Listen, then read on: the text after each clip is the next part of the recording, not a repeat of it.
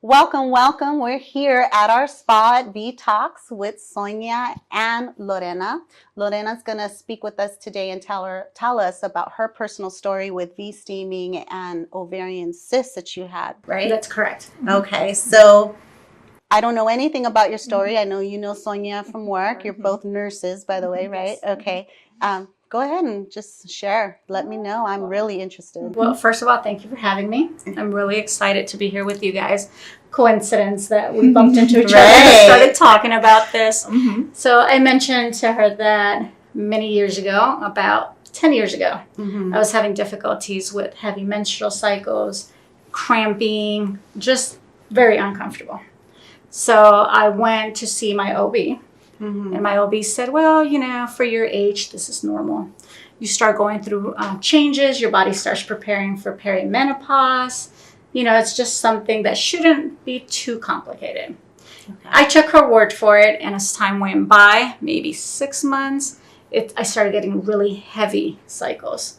They would last 2.5 weeks. I started getting clots. Wow. I started getting really lightheaded. I was really pale. And like I mentioned earlier, I didn't realize how pale I was until somebody pointed it out. So I had blood work done, and I found out that my hemoglobin was really low. It was about a 9. So I went back to the OB, and her only solution for me was, let's put you on progesterone, which is a hormone that's going to thin the lining of your uterus. Okay. So we started with that. I was on it for about 2 weeks, and it seemed to help. Because the bleeding stopped. I didn't, and I went without bleeding for a good 3 weeks. But then I started getting really bad cramps. And for some reason, I felt really anxious all the time. I had a hard time sleeping. I couldn't sleep. I would wake up and I was just antsy and I couldn't figure it out why. So my next follow-up, I was like, I don't understand what's going on. My body aches. I feel anxious. And she's like, oh, well, that's normal. Those are some of the side effects from progesterone. Okay. We're just going to reduce your dosage. It's just, we just have to find the blend for it. Right. So again, we did some adjustments. The bleeding came back. So I started bleeding again. And I just felt like I didn't have much of an option. So went back. And she said, well, what we can do is we can do an ablation. What is that? Which is they go in there and they scrape yes. the lining of your uterus. But at that point, I was in so much discomfort that I didn't care what they did. I just wanted to be comfortable. Didn't you say they also wanted to do a hysterectomy? Yeah, but that was after. That was after. So initially, I went in, I scheduled the procedure. We had the ablation. It was not pleasant. I just literally felt they went in there with a knife, and I could feel it. It was just very painful. And they literally go in there and it's a cold tip and it just goes around your entire lining and they just scrape it off. So she said, just take Tylenol, you'll be fine. I was in bed for 4 days. Couldn't get up. Very painful. It worked for maybe about 6 months.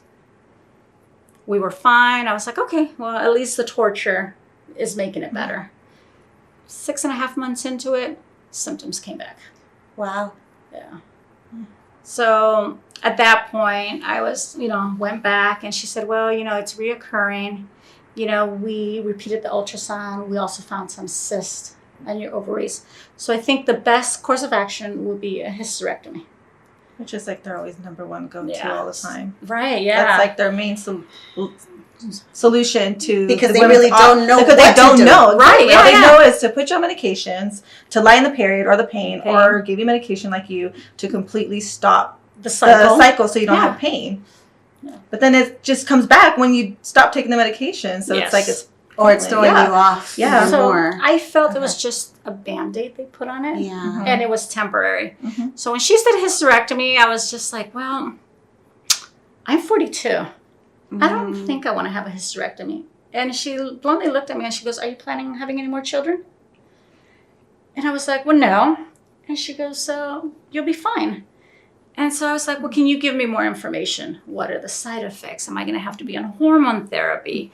What's going to happen? And then she's like, well, sometimes you need to be on hormone therapy, but, we'll cross that bridge when we get there.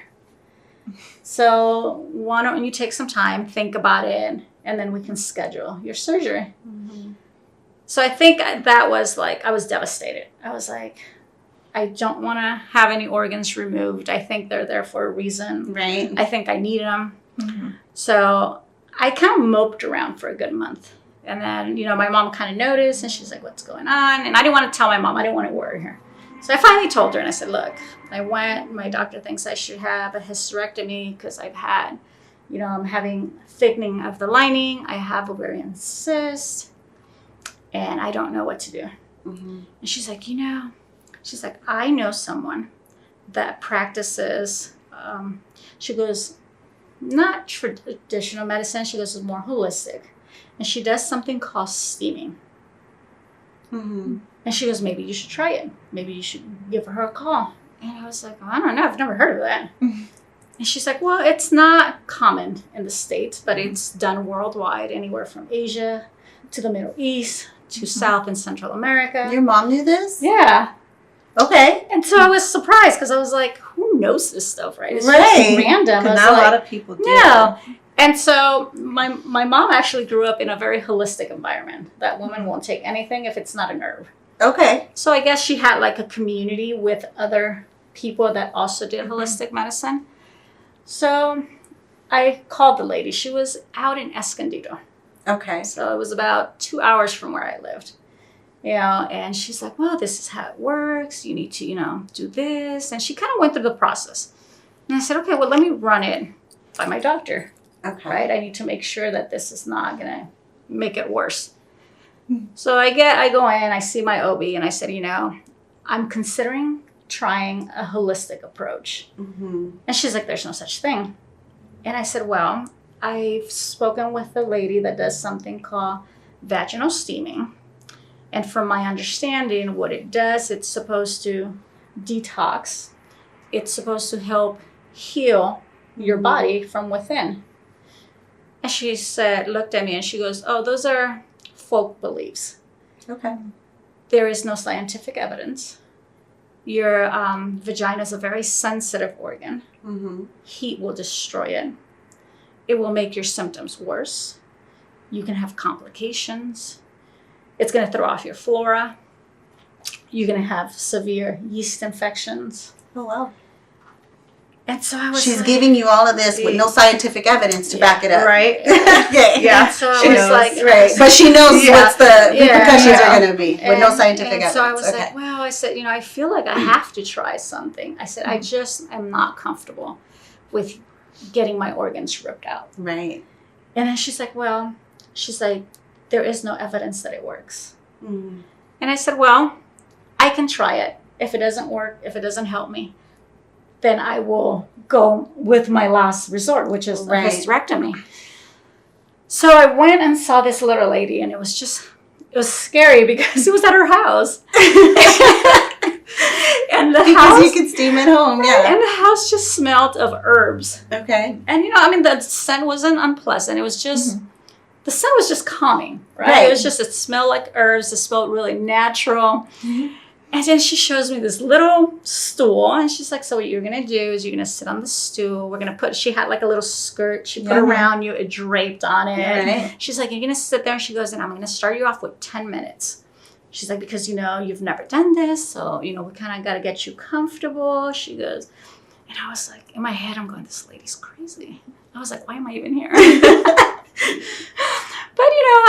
I did as she told me, and it wasn't scary. I was fine. And the next day, she's like, okay, so I'll see you back in a week.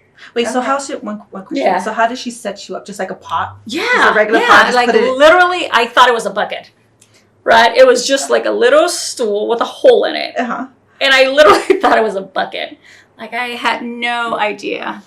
And she had kind of like a crock pot.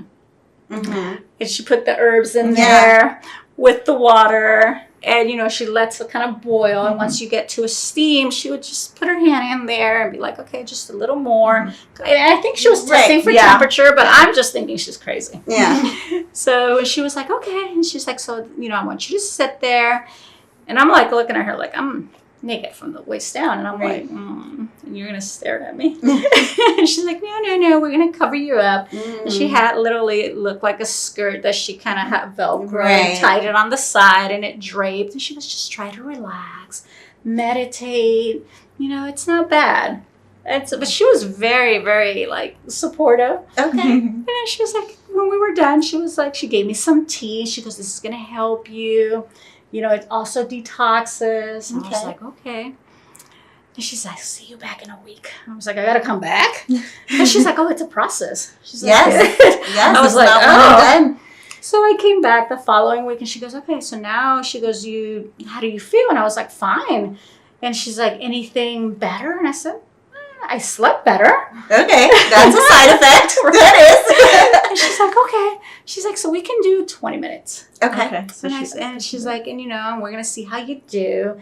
And she's like, how many days do you have to your cycle? And I was like, about 10. She's like, I think we might be able to squeeze 2 in here. Okay. So I was like, okay. So we did the 20. And, you know, same process. It was fine. It wasn't any worse than the first time. Very comfortable. I actually found myself just relaxing. Right. And so, you know, she said, I want you to come back in 5 days because we got to get it before your next cycle. Right. So I said, okay. And then the third time came around and we did 30 minutes and no complications. So she's like, okay, so I want to prepare you for when your cycle comes.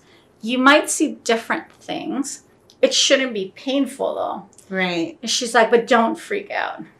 And I was like, okay. Didn't think anything of it. So about 6 days after that, my cycle came. And I wasn't even prepared for it. But I felt like a gush. That's the best description I can give you. And I ran to the bathroom. I was like, oh my God. And, you know, it was just like a small clot, but I was used to that. So it was okay. And then I remember she said, no tampons. Right. She's like, just make sure you have a thick pad. Right. So I did. After I changed my first pad, I started freaking out. Because my discharge, the blood was brown. It wasn't red. It wasn't clot. It was brown. Like ugly brown. And I was like, oh my God, what is happening? Right? So I called her and I was freaking out. I was like, oh my God, what did you do? She's like, what's wrong? And I was like, I got my cycle. I said, but it's brown. It's like, I don't know what's going on. And she's like, your body's detoxing. It's all that old She's like, that blood. stuff has been there in you and your body just needs to get rid of it. Yes. And I was like, this is not normal. And she's like, yeah, it is. It is. Yes. So she's like, a week after your cycle, come back and see me. So we did. We did this process for about 3 months. Okay. Because I had a follow-up in 4 months Right. with my OB. And we were going to have an ultrasound. Okay. So 3 months, we went through a process. I would see her once a week, 30-minute sessions. I did notice that after that, I wasn't as irritated. I was sleeping better. I didn't have cramping. Like before my cycle, I used to get really bad cramping. I used to get like sharp pains in my ovaries. I didn't have any of that. That second cycle I had went from being a week and a half to being 5 days. Okay. So to me, that was really, wow. Yeah. Right. I was like, oh my God, I can live with this. And it was very light. Like I wasn't saturating. I wasn't pale. So I was like, okay, maybe there is something to this. I go to my OB. They did the ultrasound to follow up on the cyst. And she's like, you know, I guess the medication's working. She's like, because, you know, the cysts are smaller. Oh, wow. And she goes, and the lining on your uterus looks a lot healthier. And I said, I have a minor confession to make. And she's like, what's that? I said, I actually stopped taking the medication. And she's like, well, what do you mean? I said, I was so antsy and I couldn't sleep that I just completely stopped taking the medication. And I said, and I went to see that lady I told you. And I said, and I don't know if it's a delay reaction from the medication or if it's what she's doing. I said, but I haven't felt this good in about 5 years. Wow. And she just gave me that look like, well, you know, sometimes it's a coincidence, but we'll need to follow up. Mhm. You know, so she's like, we'll see you back, you know, let's say 3 months. She was, but I really want you to get back on the medication. Mhm. And I was like, well, let me think about that. Right. So I continued with this lady for another 3 months, so a total of 6 months. I went back in for my follow-up. The lining was completely back to normal. Wow. One of the cysts was completely gone. And so I was left with like a minute cyst on my right side. And so after that, you know, I would see her maybe like once a month. Right. Yeah, she was just like, it's just maintenance. Yes. You know? So I did that to up till about right before the pandemic. Mm-hmm. And then she decided to retire. Oh, so And you so- were steaming after that for years. For years, yeah. So once Okay. I would see her once a month. Okay. And I, you know, to me, I was like, if it's psychological and it's helping me, I just didn't care what it was. It was just the fact that I still have my organs. Yeah. I wasn't in pain. I wasn't bleeding to death. And I was sleeping. Yes. So, Wow. That's good. yeah. So once, about a year ago, I started looking and I was like, you know, I should really pick this up again. Right. But I couldn't find, like, everything I found was like at trendy spots. Yes. And I was like, I don't know. And I called one of the spas in, I believe it's in Rancho Cucamonga. Mm-hmm. I don't remember the name of the spa. And I said, hey, I noticed that you guys do vaginal steaming. Can you tell me about, you know, do you have somebody that's holistic, that's done this before?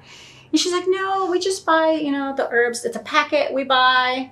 You know, it just gets shipped. And I said, well, where do you buy it? The girl's like, well, I don't know. It just gets delivered to us. And so I was like, well, I don't know. If she doesn't know what's in it. Right. I don't think I want to know go she's She there. doesn't even know what herbs are in it and doesn't even know what they do or Right. anything. And so she's like, but you can come in and try it. And I was like, yeah, I want to go somewhere that they know. Right. They know how it works. They know what's in the herbs. You know, I want to make sure that there's no pesticides in them. You know, Yes. that there's not an herb there that can cause something.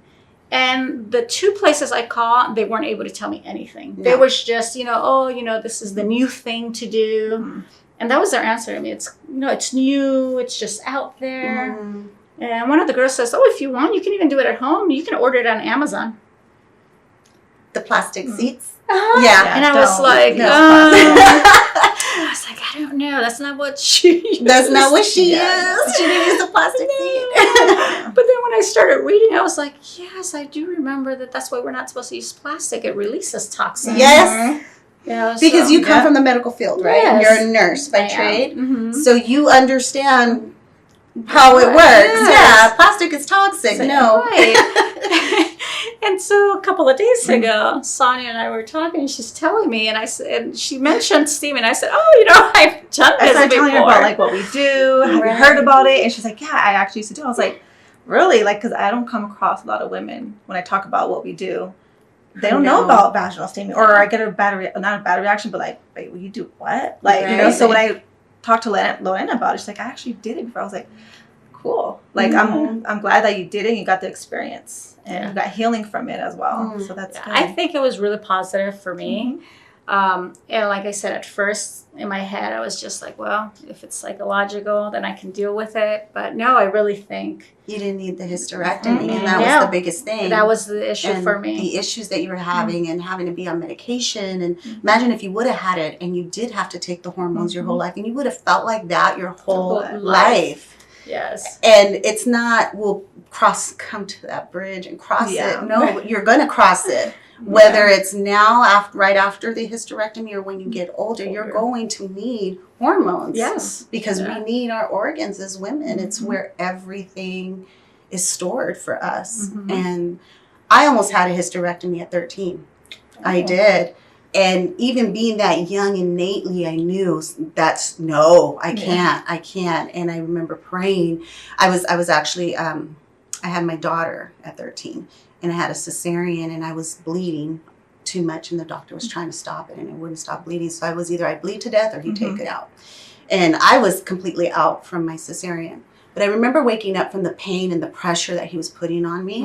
And I asked him, I said, what are you doing? He goes, I'm trying to stop your bleeding. You won't stay. And I could see like paranoia in his face, like he was scared. And I knew something was wrong. I said, well, what happens if you can't stop the bleeding? He says, I have to give you a hysterectomy. I'm 13. I'm like, what is that? I said, what is that? And he says, I have to take out your uterus. Wow. And that moment, something in me was like, no.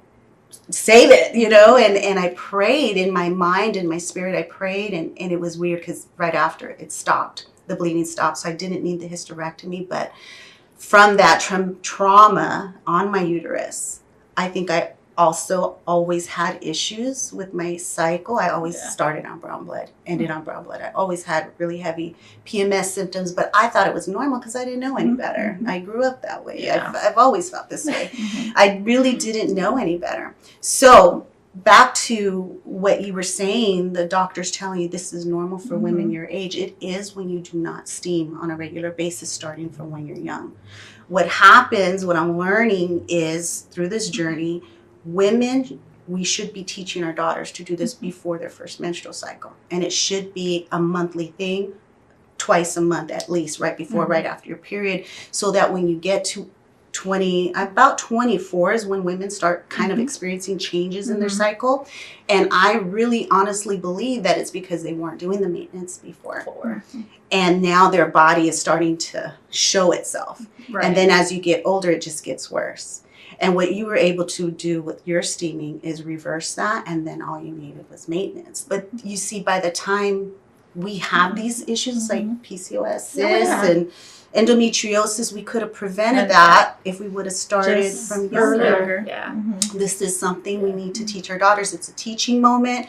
It's time for us to spend with them. That, I think, is the beauty of steaming, is we teach our daughters how to do this, how to maintain themselves. We have conversation, we relax, and you know, we're not so anxious as women. We have so much to do. It really just brings us back to ourselves. Yes. And we need that, and God knows what we need. That's what the beauty of holistic healing is nature knows what we need. And I think with holistic medicine, it's all about mind, body, and soul. Exactly. And if, you know, once you do that, it just puts everything in perspective, and you realize that you have everything you have it for a reason. And you need it. Exactly. So that's a beautiful story. I'm glad that you did not just do what people would do out of desperation. It's out of desperation that we do what we do. And that it is, and it's also out of fear. Right. Because, you know, you get that it could get worse. You know, and I remember, I think what scared me was at one point when I was in the ER, because my blood count was so low that they were like, you know, if it drops 2 more points, you're going to need a blood transfusion. And I was like, that is not happening. I've read on fibroids, women who bleed so much, they had to get blood transfusion. So it's dangerous to have these conditions that you don't know what to do. The doctor doesn't even know what to do besides take out your uterus. But it's dangerous. It's dangerous. Yeah. It's scary because there's no education. Nobody knows. And I think one of the scary things is, at least for me, was that my first OB was a man. And he was trying to tell me what was wrong with me. And I was like, well, how can you tell me? You're not a woman. You haven't experienced it. So that's when I changed to a female, because I thought she could relate to me. Right. But I got the same answer. It didn't matter. It's just that's what you're taught in school. And then, you know, they always say hindsight is 20/20. Yes. Because now that I'm in this field, I go back and I was like, you know, you're right. Because when we can't fix it, we just take it out. Right. Yeah. And that's our process. In the medical field. That's what I'm learning. That's what I'm learning. As story after story, that's what I'm learning. And I don't think it's out of them being malicious. It's just they don't know any better. And to bring this, I've heard so many things about steaming. It's a witch's chair. It's you know, it's all in your head. It's not going to work. And I hear over and over, there's no study to back it up. Yes. And believe me, there never will be. As long as the medical field can prevent it. You know, there, at least not in the States. There are studies though. They're just, what we're finding are studies in India, studies in other countries like China. is big on it. The Asian culture is really still really big on vaginal steaming. That's that's where we get our chairs is from that region. Yeah, and I explained to a friend because she couldn't understand why I was doing it. And I said, do you go to a sauna or a steam room? She's like, yeah. And I said, well, why do you do it? And she's like, well, it's really good for your body. And I said, well, what does it do? She's like, well, it opens up your pores and all the toxins come out. And I said, well, it's the same concept, just in a different region. Right. Right. And I think that's what it is not understanding what it does. Yes. Yeah. So what I like to tell women is steaming is simply water. That's how gentle steaming is. It's simply water. The fact that it's warm, it just opens you up. It calms you down. It brings warmth, and then the circulation. And when you add herbs, it's as gentle as a tea when you infuse it with the water. And yes, you do need to know what herbs you are adding and why. You can't just take a shot in the dark and guess because herbs are very potent and they each have their own properties. And you can't just hope for the best with herbs. You can even steam without herbs. And the circulation and warmth alone, you will see a difference. But adding the herbs that will target exactly what you're going through makes all the difference in the world. And we knew that. And we took it upon ourselves when we first started this journey to go and talk to an acupuncturist, an herbal doctor, because they're trained in that field. Right. And again, that's traditional Chinese medicine, acupuncture. Not everybody knows about acupuncture or does it, but we knew that they were trained in that field. So we went and sat down and said, okay, this is what we're doing. He knew about it. He was a little reluctant. A lot of them were reluctant to talk to us because it's outside of the culture. Yes. But we were thankful because we were able to sit down with him and develop the formula specific. And he asked us, what about men? I'm like, well, what do you mean about men? He goes, well, men have issues too. And these are the herbs that can help with prostate and with erectile dysfunction, libido. He goes, I get men in here all the time for that. And we used to think it was just vaginal steaming for women. The truth, it's pelvic steaming for men too. Because in Asia especially, it helps with their prostate. It helps with the symptoms once they have prostate cancer. And it also helps with erectile dysfunction. Because I'm not in the medical field. I'm in business. Slinging, you are in the medical field. But you could take medicine orally or anally. The steam, it goes through the anus. It goes through the prostate. It goes through the digestive system where everything is attached. Right. So then it made sense. Okay, then we have to market for the men too because that's the true nature of it. So our goal was to create a space where you get the medical side, you get the holistic side, and then you get the trendiness because make it soft and beautiful and nice for people to come and feel comfortable, and put it all together and create Vtox. Then that's our goal. It's our dream.